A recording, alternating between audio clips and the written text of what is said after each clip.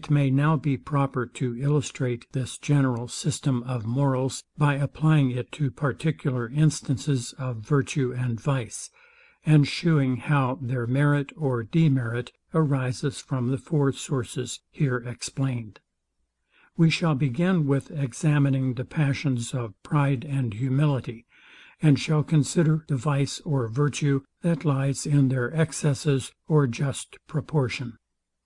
An excessive pride, or overweening conceit of ourselves, is always esteemed vicious, and is universally hated, as modesty, or a just sense of our weakness, is esteemed virtuous, and procures the goodwill of every one. Of the four sources of moral distinctions, this is to be ascribed to the third, that is, the immediate agreeableness and disagreeableness of a quality to others, without any reflections on the tendency of that quality. In order to prove this, we must have recourse to two principles which are very conspicuous in human nature. The first of these is the sympathy and communication of sentiments and passions above mentioned. So close and intimate is the correspondence of human souls, that no sooner any person approaches me than he diffuses on me all his opinions, and draws along my judgment in a greater or lesser degree. And though on many occasions my sympathy with him goes not so far as entirely to change my sentiments and way of thinking, yet it seldom is so weak as not to disturb the easy course of my thought, and give an authority to that opinion which is recommended to me by his assent and approbation. Nor is it any way material upon what subject he and I employ our thoughts. Whether we judge of an indifferent person or of my own character, my sympathy gives equal force to his decision, and even his sentiments of his own merit make me consider him in the same light in which he regards himself. This principle of sympathy is of so powerful and insinuating a nature, that it enters into most of our sentiments and passions, and often takes place under the appearance of its contrary. For it is remarkable, that when a person opposes me in anything which I am strongly bent upon, and rouses up my passion by contradiction, I have always a degree of sympathy with him, nor does my commotion proceed from any other origin. We may hear I am now in safety at land, and would willingly reap some pleasure from this consideration. I must think on the miserable condition of those who are at sea in a storm, and must endeavour to render this idea as strong and lively as possible, in order to make me more sensible of my own happiness. But whatever pains I may take, the comparison will never have an equal efficacy as if I were really on the shore. Footnote 26. Reader's note. The Latin from Lucretius is not read here, rather the English translation. There is something pleasant in watching from dry land the great difficulties another man is undergoing out on the high sea, with the winds lashing the waters. This is not because one derives delight from any man's distress, but because it is pleasurable to perceive from what troubles one is oneself free. End of footnote 26. And saw a ship at a distance, tossed by a tempest, and in danger every moment of perishing on a rock or sandbank. But suppose this idea to become still more lively. Suppose the ship to be driven so near me, that I can perceive distinctly the horror painted on the countenance of the seamen and passengers, hear their lamentable cries, see the dearest friends give their last adieu, or embrace with a resolution to perish in each other's arms. No man has so savage a heart as to reap any pleasure from such a spectacle, or withstand the motions of the tenderest compassion and sympathy. It is evident, therefore, there is a medium in this case, and that if the idea be too faint, it has no influence by comparison; and on the other hand, if it be too strong, it operates on us entirely by sympathy, which is the contrary to comparison. Sympathy, being the conversion of an idea into an impression, demands a greater force and vivacity in the idea than is requisite to comparison. All this is easily applied to the present subject. We sink very much in our own eyes, when in the presence of a great man, or one of a superior genius; and this humility makes a considerable ingredient in that respect, which we pay our superiors, according to our foregoing reasonings on that passion. In Book 2, part 2, section 10. Sometimes even envy and hatred arise from the comparison; but in the greatest part of men it rests at respect and esteem. As sympathy has such a powerful influence on the human mind, it causes pride to have, in some measure, the same effect as merit; and by making us enter into those elevated sentiments, which the proud man entertains of himself, presents that comparison, which is so mortifying and disagreeable. Our judgment does not entirely accompany him in the flattering conceit, in which he pleases himself, but still is so shaken as to receive the idea it presents, and to give it an influence above the loose conceptions of the imagination. A man, who in an idle humour would form a notion of a person of a merit very much superior to his own, would not be mortified by that fiction. But when a man, whom we are really persuaded to be of inferior merit, is presented to us, if we observe in him any extraordinary degree of pride and self-conceit, the firm persuasion he has of his own merit takes hold of the imagination, and diminishes us in our own eyes, in the same manner as if he were really possessed of all the good qualities which he so liberally attributes to himself. Our idea is here precisely in that medium, which is requisite to make it operate on us by comparison. Were it accompanied with belief, and did the person appear to have the same merit which he assumes to himself, it would have a contrary effect, and would operate on us by sympathy. The influence of that principle would then be superior to that of comparison, contrary to what happens where the person's merit seems below his pretensions. The necessary consequence of these principles is that pride, or an overweening conceit of ourselves, must be vicious, since it causes uneasiness in all men, and presents them every moment with a disagreeable comparison. It is a trite observation in philosophy, and even in common life and conversation, that it is our own pride which makes us so much displeased with the pride of other people, and that vanity becomes insupportable to us merely because we are vain. The gay naturally associate themselves with the gay, and the amorous with the amorous; but the proud never can endure the proud, and rather seek the company of those who are of an opposite disposition.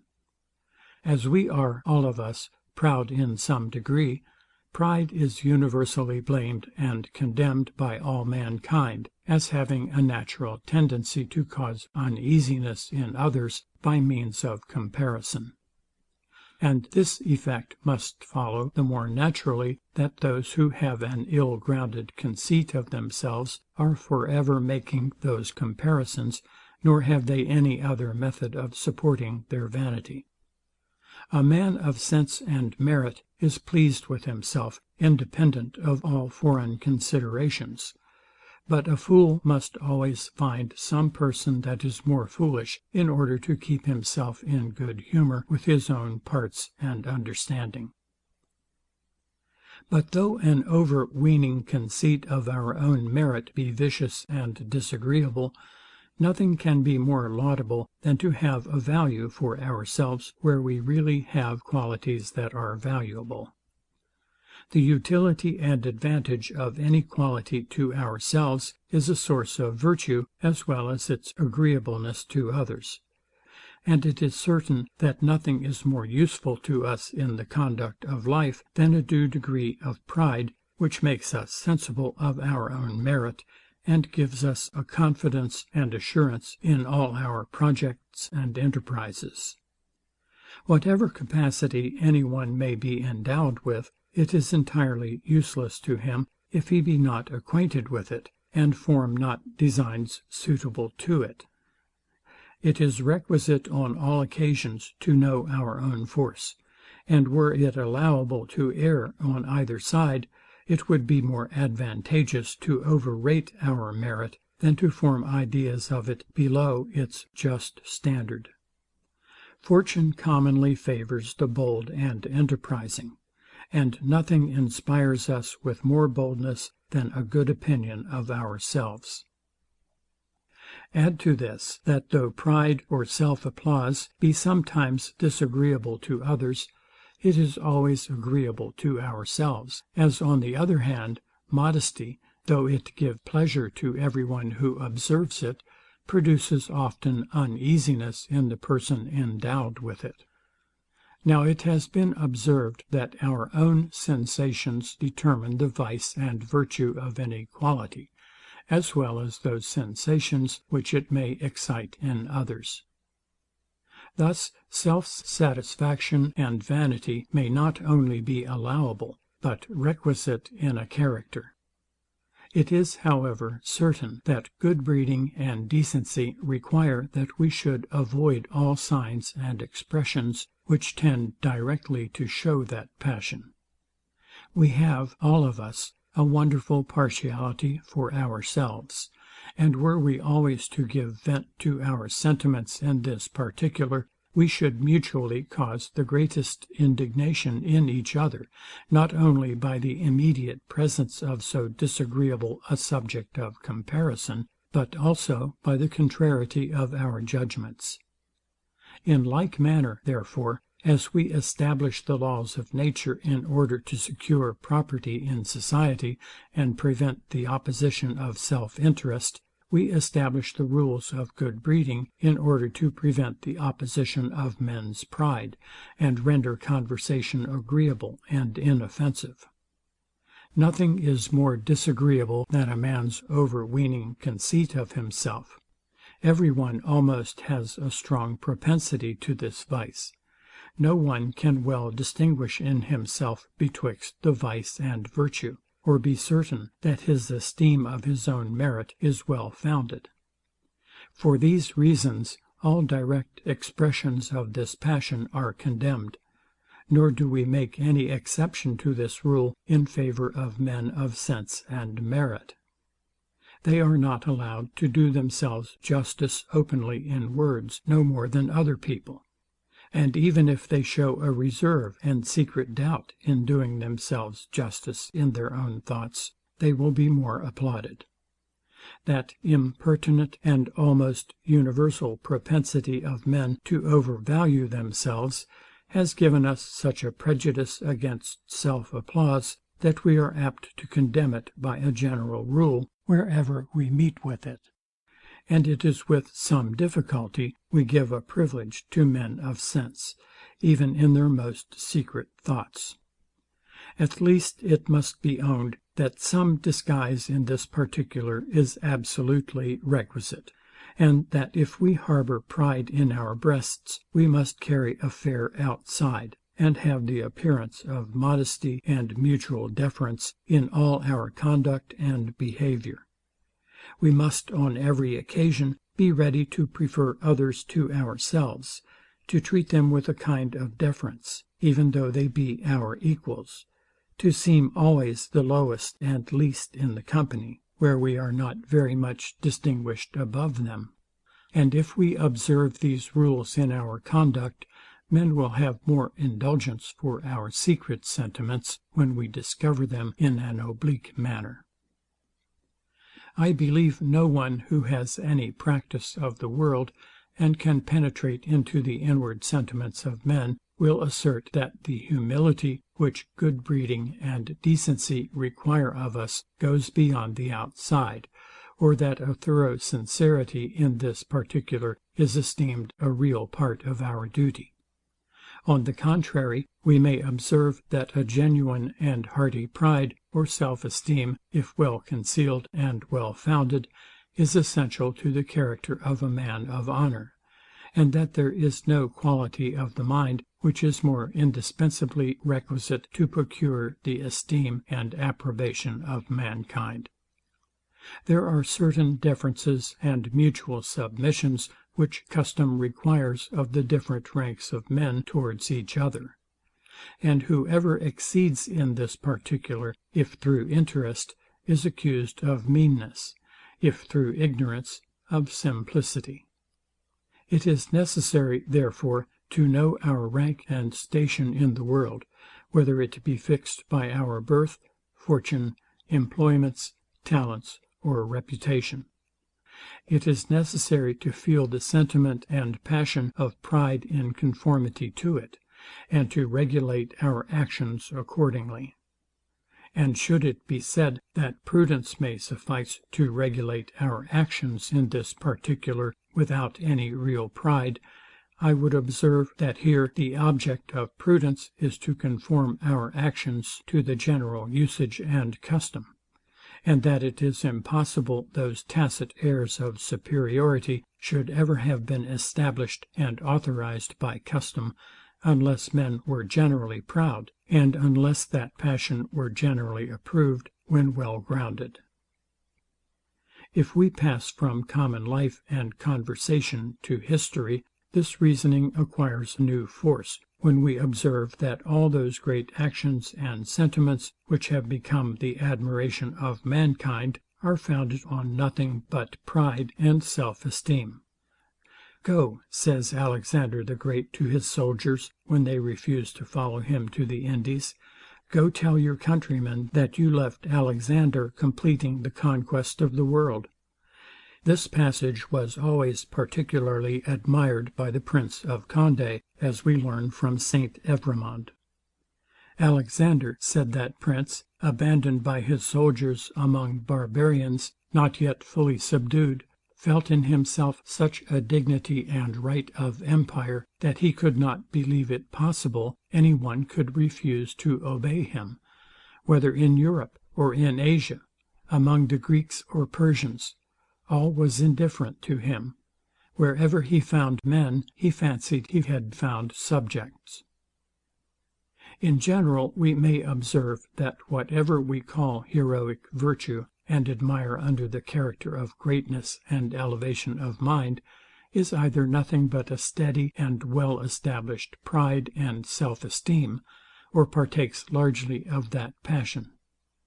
Courage, intrepidity, ambition, love of glory, magnanimity, and all the other shining virtues of that kind, have plainly a strong mixture of self-esteem in them, and derive a great part of their merit from that origin.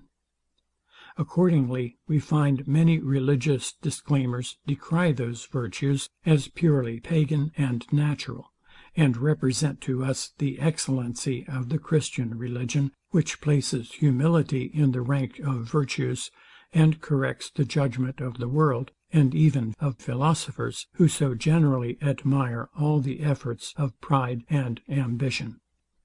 Whether this virtue of humility has been rightly understood, I shall not pretend to determine. I am content with the concession, that the world naturally esteems a well-regulated pride, which secretly animates our conduct, without breaking out into such indecent expressions of vanity as may offend the vanity of others. The merit of pride or self-esteem is derived from two circumstances, that is, its utility and its agreeableness to ourselves, by which it capacitates us for business, and at the same time gives us an immediate satisfaction. When it goes beyond its just bounds, it loses the first advantage, and even becomes prejudicial, which is the reason why we condemn an extravagant pride and ambition, however regulated by the decorums of good breeding and politeness. But as such a passion is still agreeable, and conveys an elevated and sublime sensation to the person who is actuated by it, the sympathy with that satisfaction diminishes considerably the blame which naturally attends its dangerous influence on his conduct and behaviour. Accordingly, we may observe, that an excessive courage and magnanimity, especially when it displays itself under the frowns of fortune, contributes in a great measure to the character of a hero, and will render a person the admiration of posterity, at the same time that it ruins his affairs, and leads him into dangers and difficulties with which otherwise he would never have been acquainted. Heroism, or military glory, is much admired by the generality of mankind. They consider it as the most sublime kind of merit. Men of cool reflection are not so sanguine in their praises of it. The infinite confusions and disorder, which it has caused in the world, diminish much of its merit in their eyes. When they would oppose the popular notions on this head, they always paint out the evils which this supposed virtue has produced in human society. The subversion of empires, the devastation of provinces, the sack of cities. As long as these are present to us, we are more inclined to hate than admire the ambition of heroes. But when we fix our view on the person himself, who is the author of all this mischief, there is something so dazzling in his character, the mere contemplation of it so elevates the mind, that we cannot refuse it our admiration. The pain which we receive from its tendency to the prejudice of society is overpowered by a stronger and more immediate sympathy. Thus our explication of the merit or demerit, which attends the degrees of pride or self-esteem, may serve as a strong argument for the preceding hypothesis, by shewing the effects of those principles above explained in all the variations of our judgments concerning that passion. Nor will this reasoning be advantageous to us only by shewing that the distinction of vice and virtue arises from the four principles of the advantage and of the pleasure of the person himself and of others, but may also afford us a strong proof of some under parts of that hypothesis. No one, who duly considers of this matter, will make any scruple of allowing, that any piece of ill-breeding, or any expression of pride and haughtiness, is displeasing to us, merely because it shocks our own pride, and leads us by sympathy into a comparison which causes the disagreeable passion of humility. Now, as an insolence of this kind is blamed even in a person who has always been civil to ourselves in particular, nay, in one whose name is only known to us in history, it follows that our disapprobation proceeds from a sympathy with others, and from the reflection that such a character is highly displeasing and odious to every one, who can thus explain the origin of that praise and approbation which attends everything we call great in human affections. We now proceed to give an account of their goodness, and shew whence its merit is derived. When experience has once given us a competent knowledge of human affairs, and has taught us the proportion they bear to human passion, we perceive that the generosity of men is very limited, and that it seldom extends beyond their friends and family, or at most beyond their native country. Being thus acquainted with the nature of man, we expect not any impossibilities from him, but confine our view to that narrow circle in which any person moves, in order to form a judgment of his moral character.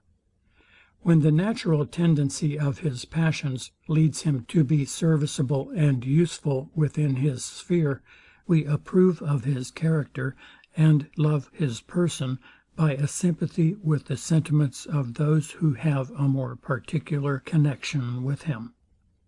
We are quickly obliged to forget our own interest in our judgments of this kind, by reason of the perpetual contradictions we meet with in society and conversation from persons that are not placed in the same situation, and have not the same interest with ourselves. The only point of view in which our sentiments concur with those of others is when we consider the tendency of any passion to the advantage or harm of those who have any immediate connexion or intercourse with the person possessed of it. And though this advantage or harm be often very remote from ourselves, yet sometimes it is very near us, and interests us strongly by sympathy. This concern we readily extend to other cases that are resembling; and when these are very remote, our sympathy is proportionably weaker, and our praise or blame fainter and more doubtful. The case is here the same as in our judgments concerning external bodies. All objects seem to diminish by their distance. But though the appearance of objects to our senses be the original standard by which we judge of them, yet we do not say that they actually diminish by the distance, but correcting the appearance by reflection, arrive at a more constant and established judgment concerning them. In like manner, though sympathy be much fainter than our concern for ourselves, and a sympathy with persons remote from us much fainter than that with persons near and contiguous, yet we neglect all these differences in our calm judgments concerning the characters of men. Besides that we ourselves often change our situation in this particular, we every day meet with persons who are in a different situation from ourselves, and who could never converse with us on any reasonable terms, were we to remain constantly in that situation and point of view, which is peculiar to us. The intercourse of sentiments, therefore, in society and conversation, makes us form some general inalterable standard, by which we may approve or disapprove of characters and manners. And though the heart does not always take part with those general notions, or regulate its love and hatred by them, yet are they sufficient for discourse, and serve all our purposes in company, in the pulpit, on the theatre, and in the schools. From these principles we may easily account for that merit which is commonly ascribed to generosity, humanity, compassion, gratitude, friendship, fidelity, zeal, disinterestedness, liberality, and all those other qualities which form the character of good and benevolent. A propensity to the tender passions makes a man agreeable and useful in all the parts of life, and gives a just direction to all his other qualities, which otherwise may become prejudicial to society. Courage and ambition, when not regulated by benevolence, are fit only to make a tyrant and public robber. It is the same case with judgment and capacity, and all the qualities of that kind.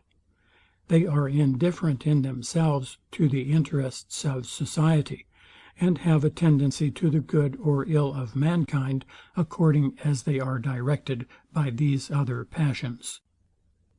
As love is immediately agreeable to the person who is actuated by it, and hatred immediately disagreeable, this may also be a considerable reason why we praise all the passions that partake of the former, and blame all those that have any considerable share of the latter. It is certain we are infinitely touched with a tender sentiment, as well as with a great one. The tears naturally start in our eyes at the conception of it, nor can we forbear giving a loose to the same tenderness towards the person who exerts it. All this seems to me a proof, that our approbation has, in those cases, an origin different from the prospect of utility and advantage, either to ourselves or others. To which we may add, that men naturally, without reflection, approve of that character, which is most like their own. The man of a mild disposition and tender affections, in forming a notion of the most perfect virtue, mixes in it more of benevolence and humanity than the man of courage and enterprise, who naturally looks upon a certain elevation of mind as the most accomplished character. This must evidently proceed from an immediate sympathy, which men have with characters similar to their own. They enter with more warmth into such sentiments, and feel more sensibly the pleasure which arises from them. It is remarkable, that nothing touches a man of humanity more than any instance of extraordinary delicacy in love or friendship, where a person is attentive to the smallest concerns of his friend, and is willing to sacrifice to them the most considerable interest of his own. Such delicacies have little influence on society, because they make us regard the greatest trifles; but they are the more engaging, the more minute the concern is, and are a proof of the highest merit in any one who is capable of them. The passions are so contagious, that they pass with the greatest facility from one person to another, and produce correspondent movements in all human breasts. Where friendship appears in very signal instances, my heart catches the same passion, and is warmed by those warm sentiments that display themselves before me. Such agreeable movements must give me an affection to every one that excites them. This is the case with everything that is agreeable in any person.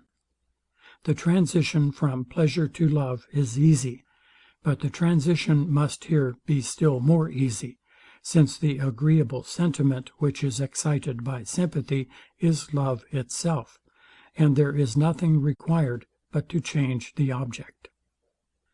Hence the peculiar merit of benevolence in all its shapes and appearances. Hence even its weaknesses are virtuous and amiable, and a person whose grief upon the loss of a friend were excessive would be esteemed upon that account. His tenderness bestows a merit, as it does a pleasure, on his melancholy. We are not, however, to imagine that all the angry passions are vicious, though they are disagreeable. There is a certain indulgence due to human nature in this respect. Anger and hatred are passions inherent in our very frame and constitution. The want of them on some occasions may even be a proof of weakness and imbecility. And where they appear only in a low degree, we not only excuse them because they are natural, but even bestow our applauses on them, because they are inferior to what appears in the greatest part of mankind. Where these angry passions rise up to cruelty, they form the most detested of all vices. All the pity and concern, which we have for the miserable sufferers by this vice, turns against the person guilty of it, and produces a stronger hatred than we are sensible of on any other occasion. Even when the vice of inhumanity rises not to this extreme degree, our sentiments concerning it are very much influenced by reflections on the harm that results from it. And we may observe in general, that if we can find any quality in a person, which renders him incommodious to those who live and converse with him, we always allow it to be a fault or blemish, without any farther examination. On the other hand, when we enumerate the good qualities of any person, we always mention those parts of his character which render him a safe companion, an easy friend, a gentle master, an agreeable husband, or an indulgent father. We consider him with all his relations in society, and love or hate him according as he affects those who have any immediate intercourse with him. And it is a most certain rule, that if there be no relation of life in which I could not wish to stand to a particular person, his character must so far be allowed to be perfect. If he be as little wanting to himself as to others, his character is entirely perfect. This is the ultimate test of merit and virtue. End of File 51.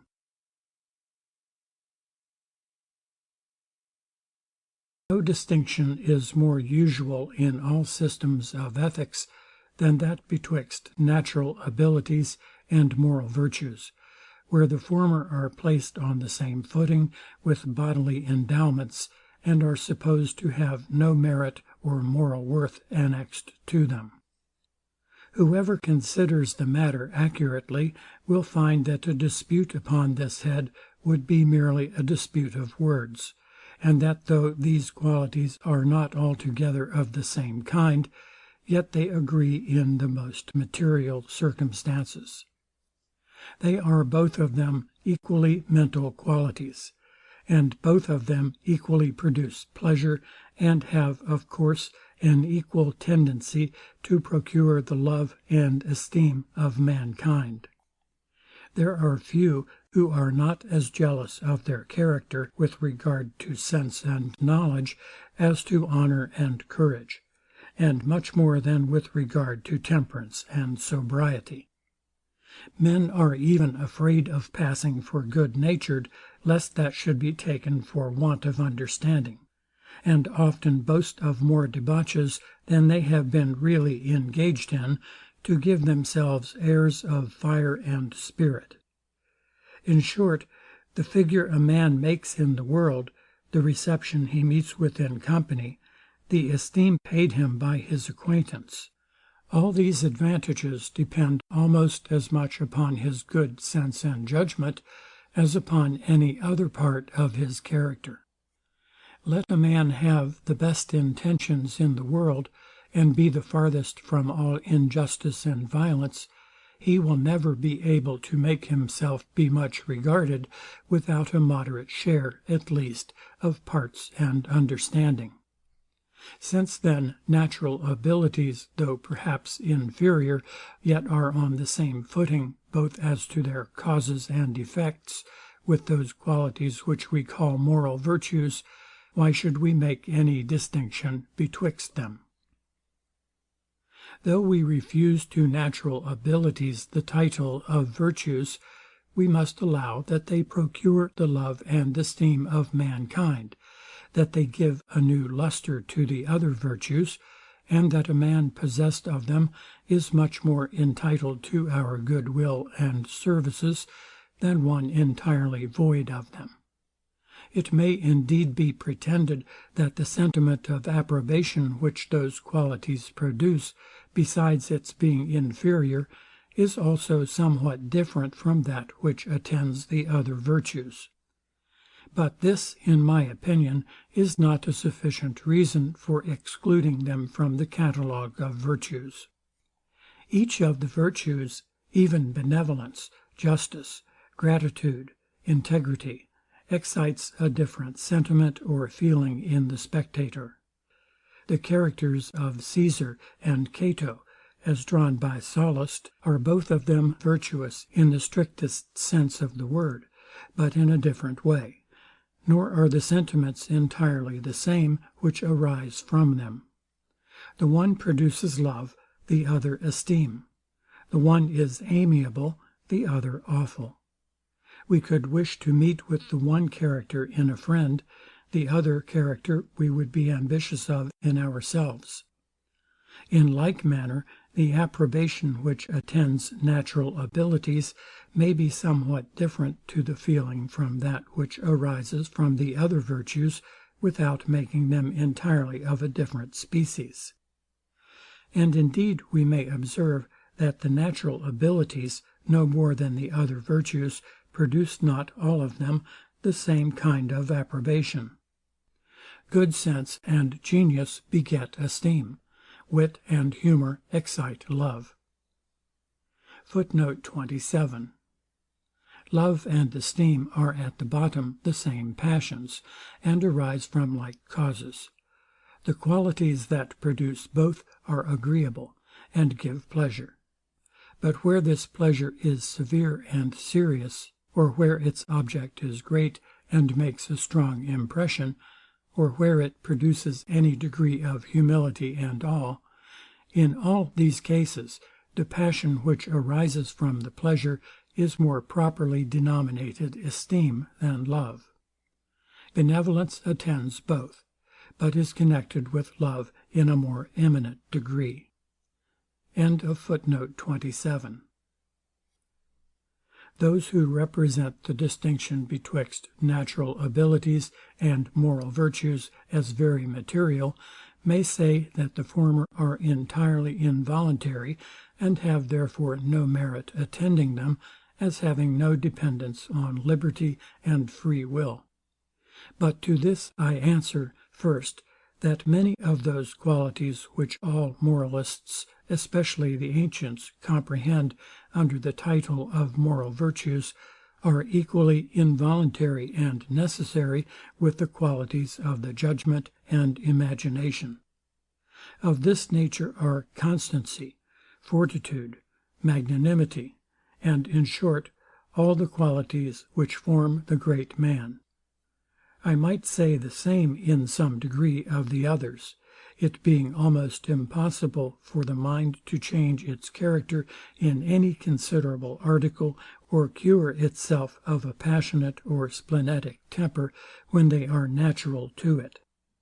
The greater degree there is of these blamable qualities, the more vicious they become, and yet they are the less voluntary.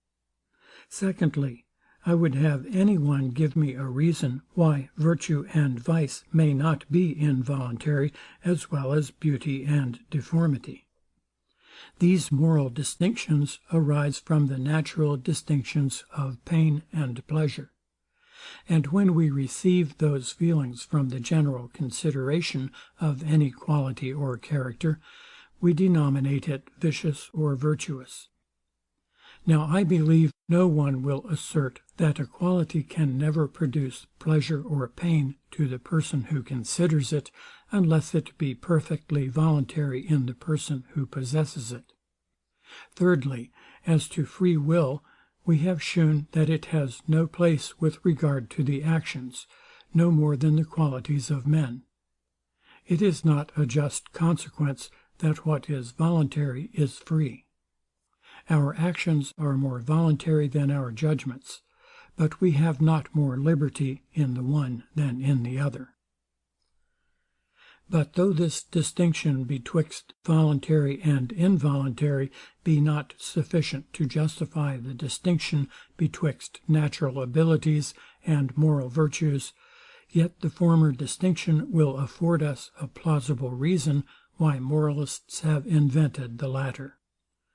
Men have observed that though natural abilities and moral qualities be in the main on the same footing, there is, however, this difference betwixt them, that the former are almost invariable by any art or industry, while the latter, or at least the actions that proceed from them, may be changed by the motives of rewards and punishments, praise and blame. Hence legislators and divines and moralists have principally applied themselves to the regulating these voluntary actions, and have endeavoured to produce additional motives for being virtuous in that particular. They knew that to punish a man for folly, or exhort him to be prudent and sagacious, would have but little effect, though the same punishments and exhortations with regard to justice and injustice might have a considerable influence.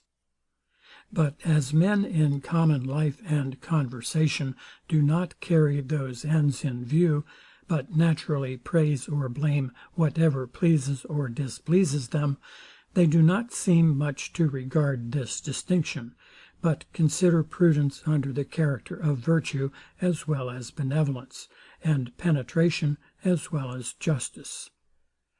Nay, we find that all moralists, whose judgment is not perverted by a strict adherence to a system, enter into the same way of thinking, and that the ancient moralists in particular made no scruple of placing prudence at the head of the cardinal virtues. There is a sentiment of esteem and approbation, which may be excited in some degree by any faculty of the mind in its perfect state and condition, and to account for this sentiment is the business of philosophers. It belongs to grammarians to examine what qualities are entitled to the denomination of virtue; nor will they find upon trial, that this is so easy a task as at first sight they may be apt to imagine. The principal reason why natural abilities are esteemed is because of their tendency to be useful to the person who is possessed of them. It is impossible to execute any design with success where it is not conducted with prudence and discretion, nor will the goodness of our intentions alone suffice to procure us a happy issue to our enterprises. Men are superior to beasts principally by the superiority of their reason, and they are the degrees of the same faculty, which set such an infinite difference betwixt one man and another. All the advantages of art are owing to human reason, and where fortune is not very capricious, the most considerable part of these advantages must fall to the share of the prudent and sagacious. When it is asked, whether a quick or a slow apprehension be most valuable, whether one that at first view penetrates into a subject, but can perform nothing upon study, or a contrary character, which must work out everything by dint of application, whether a clear head or a copious invention, whether a profound genius or a sure judgment; in short, what character or peculiar understanding is more excellent than another? It is evident we can answer none of these questions without considering which of those qualities capacitates a man best for the world, and carries him farthest in any of his undertakings.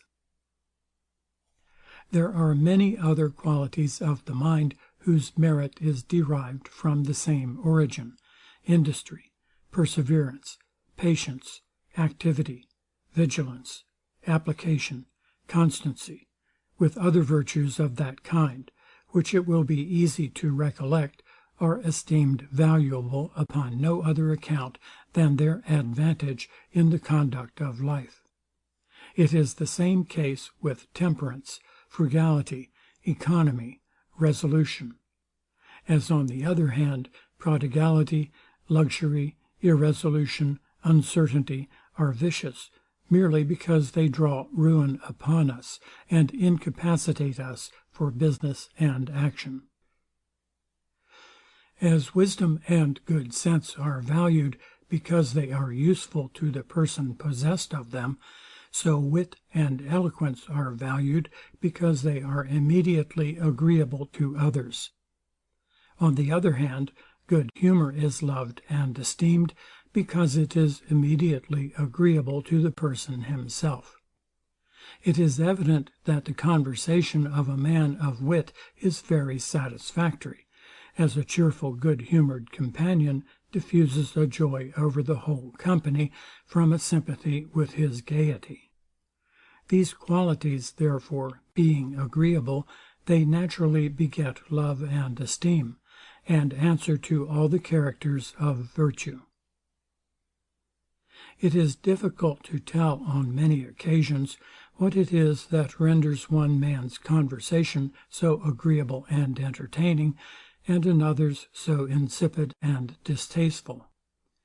As conversation is a transcript of the mind as well as books, the same qualities which render the one valuable must give us an esteem for the other. This we shall consider afterwards. In the meantime, it may be affirmed in general, that all the merit a man may derive from his conversation, which, no doubt, may be very considerable, arises from nothing but the pleasure it conveys to those who are present. In this view, cleanliness is also to be regarded as a virtue, since it naturally renders us agreeable to others, and is a very considerable source of love and affection. No one will deny that a negligence in this particular is a fault; and as faults are nothing but smaller vices, and this fault can have no other origin than the uneasy sensation, which it excites in others, we may in this instance, seemingly so trivial, clearly discover the origin of the moral distinction of vice and virtue in other instances.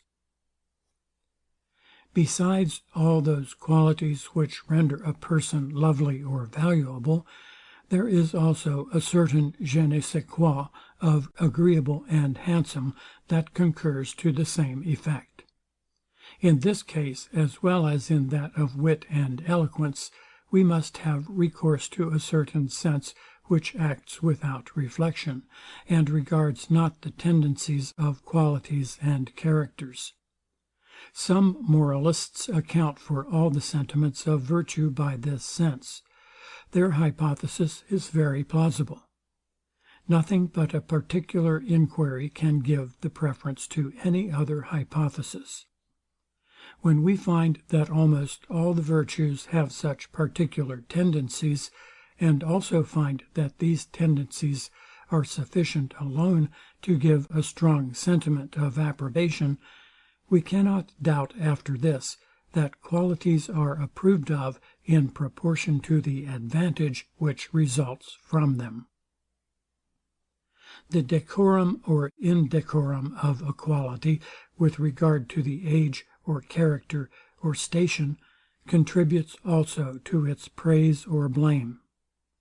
This decorum depends in a great measure upon experience. It is usual to see men lose their levity as they advance in years. Such a degree of gravity, therefore, and such years are connected together in our thoughts.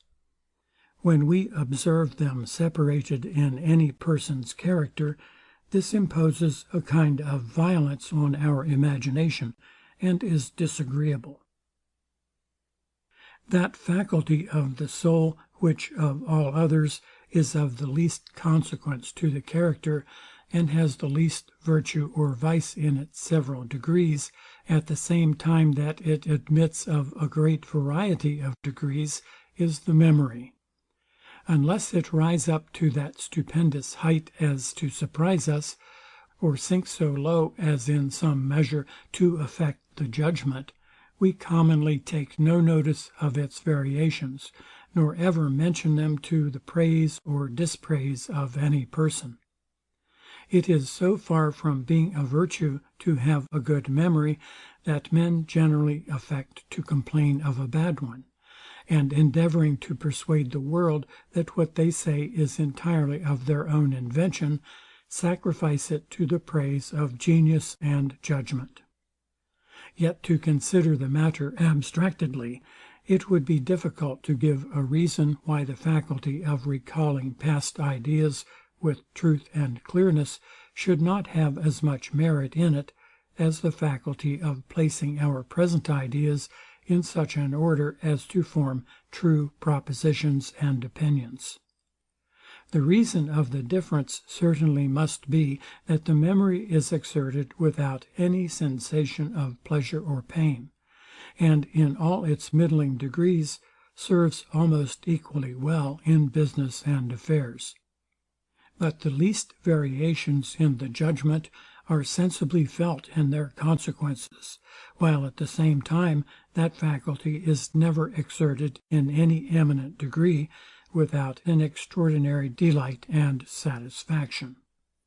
The sympathy with this utility and pleasure bestows a merit on the understanding, and the absence of it makes us consider the memory as a faculty very indifferent to blame or praise. Before I leave this subject of natural abilities, I must observe, that perhaps one source of the esteem and affection, which attends them, is derived from the importance and weight which they bestow on the person possessed of them. He becomes of greater consequence in life. His resolutions and actions affect a greater number of his fellow creatures. Both his friendship and enmity are of moment; and it is easy to observe, that whoever is elevated after this manner above the rest of mankind, must excite in us the sentiments of esteem and approbation. Whatever is important engages our attention, fixes our thought, and is contemplated with satisfaction. The histories of kingdoms are more interesting than domestic stories. The histories of great empires more than those of small cities and principalities; and the histories of wars and revolutions more than those of peace and order. We sympathize with the persons that suffer in all the various sentiments which belong to their fortunes. The mind is occupied by the multitude of the objects, and by the strong passions that display themselves. And this occupation or agitation of the mind is commonly agreeable and amusing. The same theory accounts for the esteem and regard we pay to men of extraordinary parts and abilities. The good and ill of multitudes are connected with their actions. Whatever they undertake is important, and challenges our attention. Nothing is to be overlooked and despised that regards them. And where any person can excite these sentiments, he soon acquires our esteem, unless other circumstances of his character render him odious and disagreeable.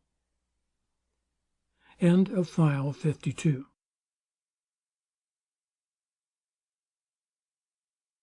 Natural virtues. It has been observed in treating of the passions, that pride and humility, love and hatred, are excited by any advantages or disadvantages of the mind, body, or fortune; and that these advantages or disadvantages have that effect by producing a separate impression of pain or pleasure. The pain or pleasure, which arises from the general survey or view of any action or quality of the mind, constitutes its vice or virtue, and gives rise to our approbation or blame, which is nothing but a fainter and more imperceptible love or hatred. We have assigned 4 different sources of this pain and pleasure; and in order to justify more fully that hypothesis, it may here be proper to observe, that the advantages or disadvantages of the body and of fortune produce a pain or pleasure from the very same principles. The tendency of any object to be useful to the person possessed of it, or to others, to convey pleasure to him or to others, all these circumstances convey an immediate pleasure to the person who considers the object, and command his love and approbation.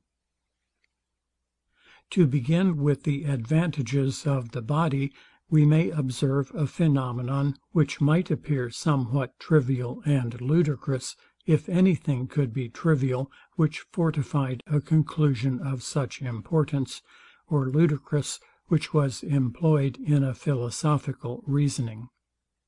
It is a general remark, that those we call good women's men, who have either signalized themselves by their amorous exploits, or whose make of body promises any extraordinary vigour of that kind, are well received by the fair sex, and naturally engage the affections even of those whose virtue prevents any design of ever giving employment to those talents. Here it is evident, that the ability of such a person to give enjoyment is the real source of that love and esteem he meets with among the females, at the same time that the women who love and esteem him have no prospect of receiving that enjoyment themselves, and can only be affected by means of their sympathy with one that has a commerce of love with him. This instance is singular, and merits our attention. Another source of the pleasure we receive from considering bodily advantages is their utility to the person himself who is possessed of them. It is certain that a considerable part of the beauty of men, as well as of other animals, consists in him. We consider him as a person capable of contributing to the happiness or enjoyment of his fellow creatures, whose sentiments with regard to him we naturally embrace. And this consideration will serve to justify my hypothesis in preferring the third principle to the other two, and ascribing our esteem of the rich to a sympathy with the pleasure and advantage which they themselves receive from their possessions. For as even the other two principles cannot operate to a due extent, or account for all the phenomena without having recourse to a sympathy of one kind or other, it is much more natural to choose that sympathy which is immediate and direct, than that which is remote and indirect. To which we may add, that where the riches or power are very great, and render the person considerable and important in the world, the esteem attending them may, in part, be ascribed to another source distinct from these three, that is, their interesting the mind by a prospect of the multitude and importance of their consequences, though, in order to account for the operation of this principle, we must also have recourse to sympathy, as we have observed in the preceding section. It may not be amiss on this occasion to remark the flexibility of our sentiments, and the several changes they so readily receive from the objects with which they are conjoined. All the sentiments of approbation which attend any particular species of objects have a great resemblance to each other, though derived from different sources. And, on the other hand, those sentiments, when directed to different objects, are different to the feeling, though derived from the same source. Thus the beauty of all visible objects causes a pleasure pretty much the same, though it be sometimes derived from the mere species and appearance of the objects, sometimes from sympathy and an idea of their utility. In like manner, whenever we survey the actions and characters of men without any particular interest in them, the pleasure or pain, which arises from the survey, with some minute differences, is, in the main, of the same kind, though perhaps there be a great diversity in the causes from which it is derived. On the other hand, a convenient house and a virtuous character cause not the same feeling of approbation, even though the source of our approbation be the same, and flow from sympathy and an idea of their utility. There is something very inexplicable in this variation of our feelings, but it is what we have experience of with regard to all our passions and sentiments. End of File 53.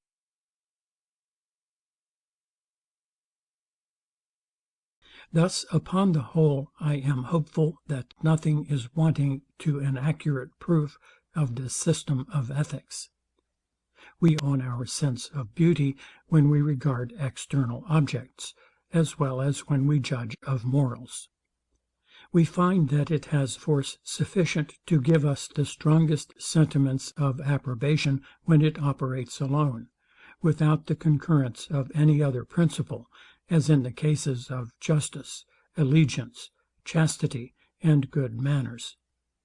We may observe, that all the circumstances requisite for its operation are found in most of the virtues, which have, for the most part, a tendency to the good of society, or to that of the person possessed of them. If we compare all these circumstances, we shall not doubt, that sympathy is the chief source of moral distinctions, especially when we reflect, that no objection can be raised against this hypothesis in one case, which will not extend to all cases. Justice is certainly approved of for no other reason than because it has a tendency to the public good; and the public good is indifferent to us, except so far as sympathy interests us in it.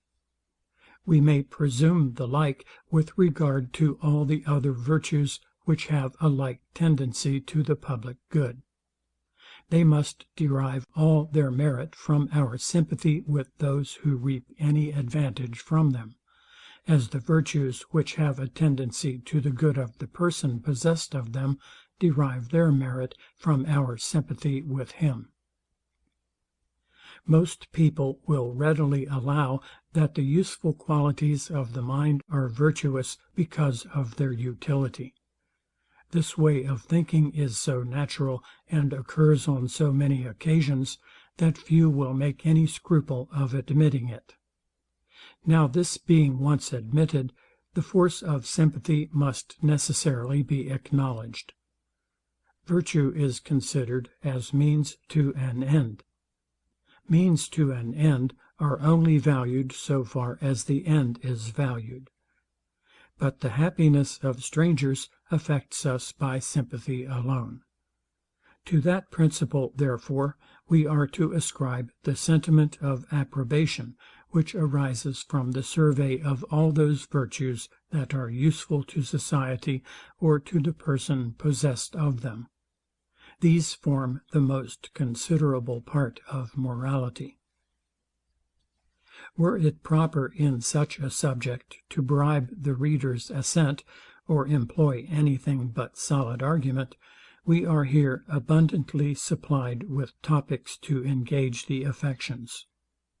All lovers of virtue, and such we all are in speculation, however we may degenerate in practice, must certainly be pleased to see moral distinctions derived from so noble a source, which gives us a just notion both of the generosity and capacity of human nature. It requires but very little knowledge of human affairs to perceive that a sense of morals is a principle inherent in the soul, and one of the most powerful that enters into the composition. But this sense must certainly acquire new force, when, reflecting on itself, it approves of those principles from whence it is derived, and finds nothing but what is great and good in its rise and origin. Those who resolve the sense of morals into original instincts of the human mind may defend the cause of virtue with sufficient authority, but want the advantage, which those possess who account for that sense by an extensive sympathy with mankind. According to their system, not only virtue must be approved of, but also the sense of virtue; and not only that sense, but also the principles from whence it is derived; so that nothing is presented on any side but what is laudable and good. This observation may be extended to justice, and the other virtues of that kind. Though justice be artificial, the sense of its morality is natural. It is the combination of men in a system of conduct, which renders any act of justice beneficial to society. But when once it has that tendency, we naturally approve of it; and if we did not so, it is impossible any combination or convention could ever produce that sentiment. Most of the inventions of men are subject to change. They depend upon humour and caprice. They have a vogue for a time, and then sink into oblivion. It may perhaps be apprehended, that if justice were allowed to be a human invention, it must be placed on the same footing. But the cases are widely different. The interest, on which justice is founded, is the greatest imaginable, and extends to all times and places. It cannot possibly be served by any other invention. It is obvious, and discovers itself on the very first formation of society. All these causes render the rules of justice steadfast and immutable, at least as immutable as human nature. And if they were founded on original instincts, could they have any greater stability? The same system may help us to form a just notion of the happiness as well as of the dignity of virtue, and may interest every principle of our nature in the embracing and cherishing of that noble quality. Who, indeed, does not feel an accession of alacrity in his pursuits of knowledge and ability of every kind, when he considers, that besides the advantage which immediately result from these acquisitions, they also give him a new lustre in the eyes of mankind, and are universally attended with esteem and approbation?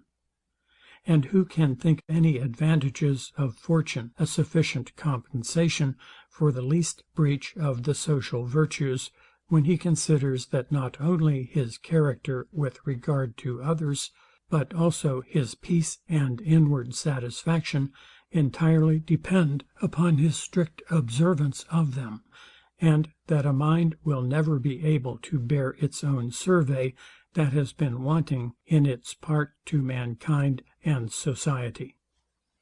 But I forbear insisting on this subject. Such reflections require a work apart, very different from the genius of the present. The anatomist ought never to emulate the painter, nor in his accurate dissections and portraitures of the smaller parts of the human body pretend to give his figures any graceful and engaging attitude or expression. There is even something hideous, or at least minute, in the views of things which he presents, and it is necessary the objects should be set more at a distance, and be more covered up from sight, to make them engaging to the eye and imagination. An anatomist, however, is admirably fitted to give advice to a painter, and it is even impracticable to excel in the latter art without the assistance of the former. We must have an exact knowledge of the parts, their situation and connection, before we can design with any elegance or correctness. And thus the most abstract speculations concerning human nature, however cold and unentertaining, become subservient to practical morality, and may render this latter science more correct in its precepts, and more persuasive in its exhortations. Reader's note. While this section is titled Conclusion of this book, the LibriVox reading conclusion is actually the appendix which follows this section.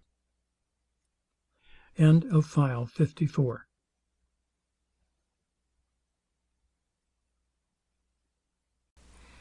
There is nothing I would more willingly lay hold of than an opportunity of confessing my errors, and should esteem such a return to truth and reason to be more honourable than the most unerring judgment. A man who is free from mistakes can pretend to no praises, except from the justness of his understanding. But a man who corrects his mistakes shows at once the justness of his understanding and the candour and ingenuity of his temper. I have not yet been so fortunate as to discover any very considerable mistakes in the reasonings delivered in the preceding volumes, except on one article. But I have found by experience that some of my expressions have not been so well chosen as to guard against all mistakes in the readers, and it is chiefly to remedy this defect I have subjoined the following appendix. We can never be induced to believe any matter of fact, except where its cause or its effect is present to us. But what the nature is of that belief, which arises from the relation of cause and effect, few have had the curiosity to ask themselves. In my opinion, this dilemma is inevitable. Either the belief is some new idea, such as that of reality or existence, which we join to the simple conception of an object, or it is merely a peculiar feeling or sentiment. That it is not a new idea annexed to the simple conception may be evinced from these two arguments. First, we have no abstract idea of existence, distinguishable and separable from the idea of particular objects. It is impossible, therefore, that this idea of existence can be annexed to the idea of any object, or form the difference betwixt a simple conception and belief. Secondly, the mind has the command over all its ideas, and can separate, unite, mix, and vary them as it pleases, so that if belief consisted merely in a new idea, annexed to the conception, it would be in a man's power to believe what he pleased. We may therefore conclude that belief consists merely in a certain feeling or sentiment, in something that depends not on the will, but must arise from certain determinate causes and principles of which we are not masters. When we are convinced of any matter of fact, we do nothing but conceive it, along with a certain feeling, different from what attends the mere reveries of the imagination. And when we express our incredulity concerning any fact, we mean that the arguments for the fact produce not that feeling. Did not the belief consist in a sentiment different from our mere conception, whatever objects were presented by the wildest imagination would be on an equal footing with the most established truths founded on history and experience. There is nothing but the feeling or sentiment to distinguish the one from the other. This therefore being regarded as an undoubted truth, that belief is nothing but a peculiar feeling, different from the simple conception, the next question that naturally occurs is, what is the nature of this feeling or sentiment, and whether it be analogous to any other sentiment of the human mind? This question is important. For if it be not analogous to any other sentiment, we must despair of explaining its causes, and must consider it as an original principle of the human mind. If it be analogous, we may hope to explain its causes from analogy, and trace it up to more general principles. Now that there is a greater firmness and solidity in the conceptions, which are the objects of conviction and assurance, than in the loose and indolent reveries of a castle builder, every one will readily own. They strike upon us with more force, they are more present to us, the mind has a firmer hold of them, and is more actuated and moved by them. It acquiesces in them, and, in a manner, fixes and reposes itself on them. In short, they approach nearer to the impressions which are immediately present to us, and are therefore analogous to many other operations of the mind. There is not, in my opinion, any possibility of evading this conclusion, but by asserting that belief, beside the simple conception, consists in some impression or feeling, distinguishable from the conception. It does not modify the conception and render it more present and intense. It is only annexed to it after the same manner that will and desire are annexed to particular conceptions of good and pleasure. But the following considerations will, I hope, be sufficient to remove this hypothesis. First, it is directly contrary to experience and our immediate consciousness. All men have ever allowed reasoning to be merely an operation of our thoughts or ideas, and however those ideas may be varied to the feeling, there is nothing ever enters into our conclusions but ideas or our fainter conceptions. For instance, I hear at present a person's voice whom I am acquainted with, and this sound comes from the next room. This impression of my senses immediately conveys my thoughts to the person, along with all the surrounding objects. I paint them out to myself as existent at present, with the same qualities and relations that I formerly knew them possessed of. These ideas take faster hold of my mind than the ideas of an enchanted castle. They are different to the feeling, but there is no distinct or separate impression attending them. It is the same case when I recollect the several incidents of a journey or the events of any history. Every particular fact is there the object of belief. Its idea is modified differently from the loose reveries of a castle builder. But no distinct impression attends every distinct idea or conception of matter of fact. This is the subject of plain experience. If ever this experience can be disputed on any occasion, it is when the mind has been agitated with doubts and difficulties, and afterwards, upon taking the object in a new point of view, or being presented with a new argument, fixes and reposes itself in one settled conclusion and belief. In this case, there is a feeling distinct and separate from the conception. The passage from doubt and agitation to tranquillity and repose conveys a satisfaction and pleasure to the mind. But take any other case. Suppose I see the legs and thighs of a person in motion, while some interposed object conceals the rest of his body. Here it is certain the imagination spreads out the whole figure. I give him a head and shoulders and breast and neck. These members I conceive and believe him to be possessed of.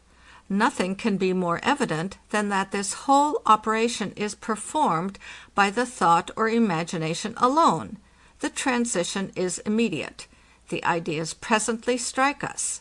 Their customary connection with the present impression varies them and modifies them in a certain manner, but produces no act of the mind distinct from this peculiarity of conception. Let anyone examine his own mind, and he will evidently find this to be the truth. Secondly, whatever may be the case with regard to this distinct impression, it must be allowed that the mind has a firmer hold or more steady conception of what it takes to be matter of fact than of fictions. Why then look any farther, or multiply suppositions without necessity? Thirdly, we can explain the causes of the firm conception, but not those of any separate impression. And not only so, but the causes of the firm conception exhaust the whole subject, and nothing is left to produce any other effect. An inference concerning a matter of fact is nothing but the idea of an object that is frequently conjoined, or is associated with a present impression. This is the whole of it. Every part is requisite to explain, from analogy, the more steady conception, and nothing remains capable of producing any distinct impression.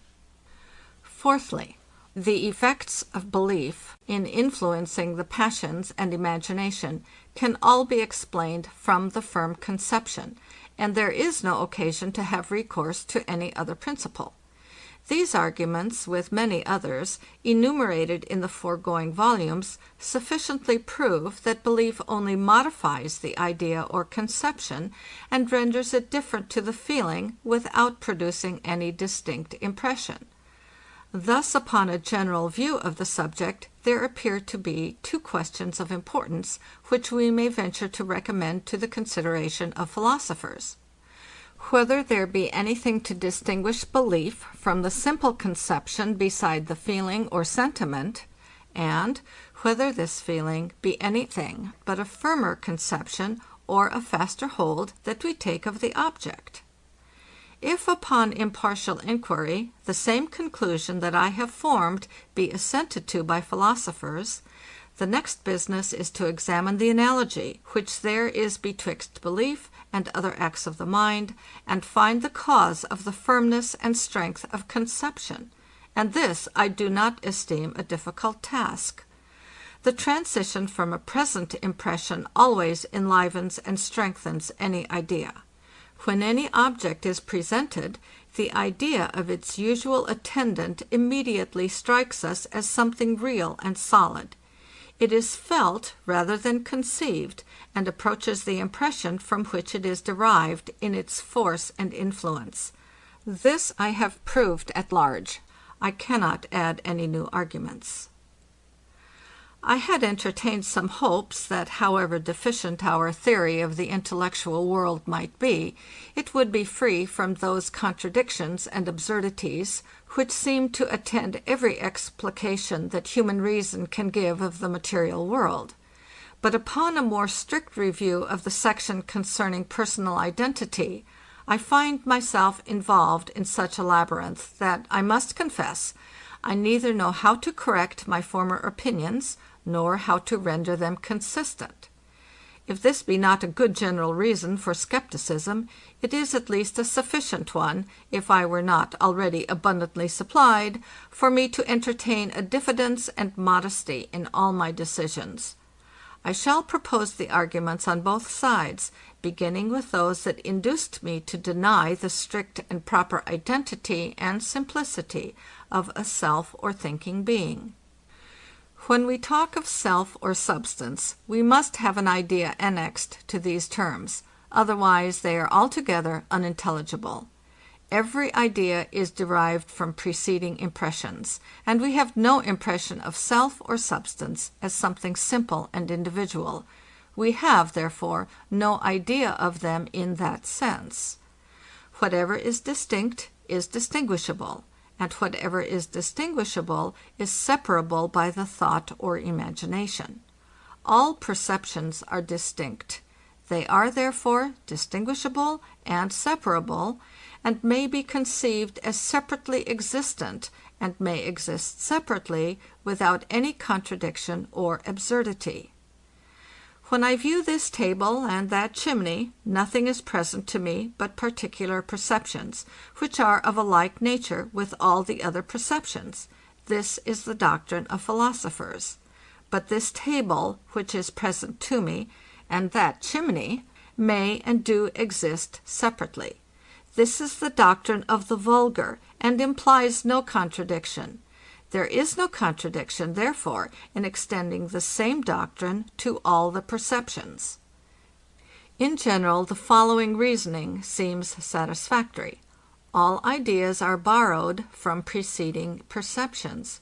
Our ideas of objects, therefore, are derived from that source. Consequently, no proposition can be intelligible or consistent with regard to objects, which is not so with regard to perceptions. But it is intelligible and consistent to say that objects exist distinct and independent, without any common simple substance or subject of inhesion. This proposition, therefore, can never be absurd with regard to perceptions. When I turn my reflection on myself, I never can perceive this self without some one or more perceptions, nor can I ever perceive anything but the perceptions. It is the composition of these, therefore, which forms the self. We can conceive a thinking being to have either many or few perceptions. Suppose the mind to be reduced even below the life of an oyster. Suppose it to have only one perception, as of thirst or hunger. Consider it in that situation. Do you conceive anything but merely that perception? Have you any notion of self or substance? If not, the addition of other perceptions can never give you that notion. The annihilation, which some people suppose to follow upon death, and which entirely destroys this self, is nothing but an extinction of all particular perceptions, love and hatred, pain and pleasure, thought and sensation. These, therefore, must be the same with self, since the one cannot survive the other.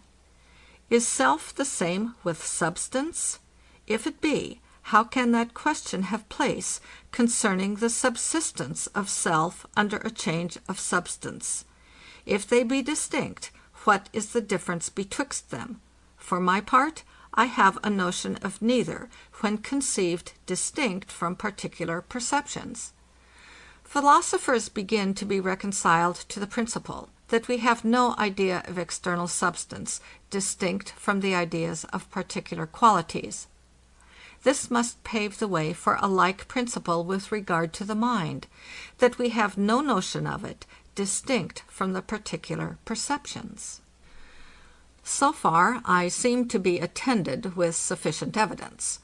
But having thus loosened all our particular perceptions, when I proceed to explain the principle of connection, which binds them together and makes us attribute to them a real simplicity and identity, I am sensible that my account is very defective, and that nothing but the seeming evidence of the precedent reasonings could have induced me to receive it. If perceptions are distinct existences, they form a whole only by being connected together. But no connections among distinct existences are ever discoverable by human understanding. We only feel a connection or determination of the thought to pass from one object to another. It follows, therefore, that the thought alone finds personal identity when reflecting on the train of past perceptions that compose a mind. The ideas of them are felt to be connected together and naturally introduce each other. However extraordinary this conclusion may seem, it need not surprise us. Most philosophers seem inclined to think that personal identity arises from consciousness, and consciousness is nothing but a reflected thought or perception. The present philosophy, therefore, has so far a promising aspect, but all my hopes vanish when I come to explain the principles that unite our successive perceptions in our thought or consciousness. I cannot discover any theory which gives me satisfaction on this head. In short, there are two principles which I cannot render consistent, nor is it in my power to renounce either of them, that is, that all our distinct perceptions are distinct existences, and that the mind never perceives any real connection among distinct existences. Did our perceptions either inhere in something simple and individual, or did the mind perceive some real connection among them, there would be no difficulty in the case. For my part, I must plead the privilege of a skeptic, and confess that this difficulty is too hard for my understanding. I pretend not, however, to pronounce it absolutely insuperable. Others, perhaps, or myself, upon more mature reflections, may discover some hypothesis that will reconcile those contradictions. I shall also take this opportunity of confessing two other errors of less importance, which more mature reflection has discovered to me in my reasoning. The first may be found in Volume 1, page 106, where I say that the distance betwixt two bodies is known, among other things, by the angles which the rays of light flowing from the bodies make with each other. It is certain that these angles are not known to the mind, and consequently can never discover the distance. The second error may be found in Volume 1, page 144, where I say that two ideas of the same object can only be different by their different degrees of force and vivacity. I believe there are other differences among ideas which cannot properly be comprehended under these terms. Had I said the two ideas of the same object can only be different by their different feeling, I should have been nearer the truth. End of File 55. End of Appendix. End of Volume 2. End of A Treatise of Human Nature by David Hume.